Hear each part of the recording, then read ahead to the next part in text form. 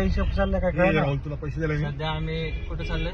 धनुषकोडी चाललोय. हा भारताचं सर्वात शेवटचं ठिकाण. बरोबर. आणि आता मला किरणने पैसे दिले किती?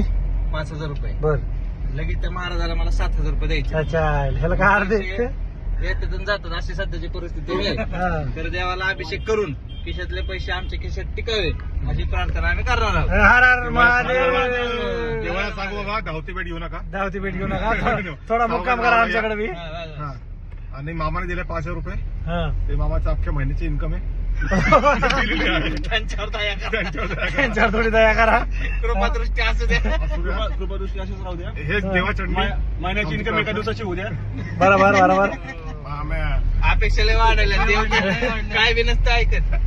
आणि कसं आहे मामाने आपलं 5,000-6,000 म्हणणार. मामाने आपले पूर्ण इन्कम दिले राहुलला, कारण की राहुलने एवढे मोठे पैसे आजपर्यंत बघितले नव्हते.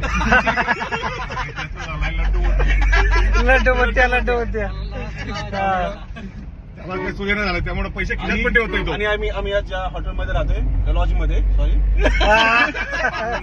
तिथे काय फॅन नाहीये मोदीला त्याच्यामुळे नाही दिलं असतं त्याला एसी मध्ये हात घालायला लागणार. आणि आमचं एक फॅन नाही, फॅन नाही. आम्ही फोटो कापणारच.